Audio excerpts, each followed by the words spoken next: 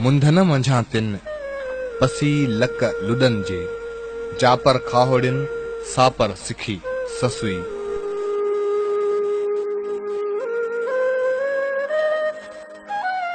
भिटाई जी सूरमिन मां ससी अकेली सूरमी आहे, जंहिंखे भिटाई पंहिंजी सोन वर्णी शाइरीअ जा 5 सुर अर्पिया आहिनि।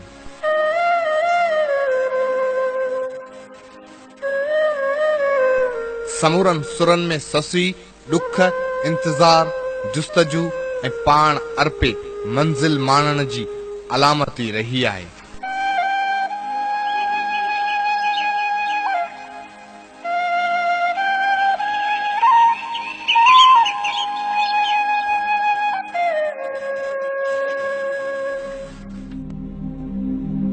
सिंध जी मजमूई तौर ते शबीब कुछ ससीअ खां मुख़्तलिफ़ न रही आहे।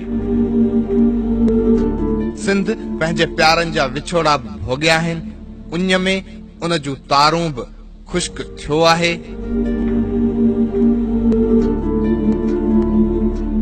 ऐं चौक चौक ते संदसि बेवसी ऐं आहोज़ारीअ जूं सदाऊं ॿुरी रहियूं आहिनि।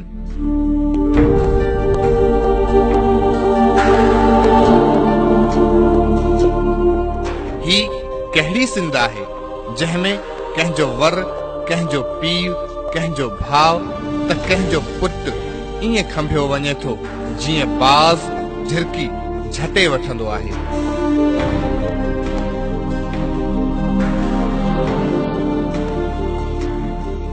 कंहिंखे उन्हनि जे जुर्म ऐं कसूर जो पतो कोन्हे, जिन जी वापसीअ जो को टाइम फ्रेम नाहे। का ख़बर नाहे त उहे पंहिंजे प्यारनि सां का ख़ुशी बि गॾु मल्हाए सघंदा या न। हक़ीक़त में उहे सिर्फ़ फर्द न खंभिया विया आहिनि, पर पूरा कुटुंब अगवा थियल आहिनि। उन्हनि जी तालीम, सिहत, ख़ुशियूं, ग़मियूं ऐं समूरी शफ़क़त अगवा थियल आहे। सिंध हसीन ऐं बामाना नारनि जे ख्वाबनि जी साभिया लाइ त कॾां कर जुस्तजू में रही आहे, पर शायदि वॾे वक़्त खां पोइ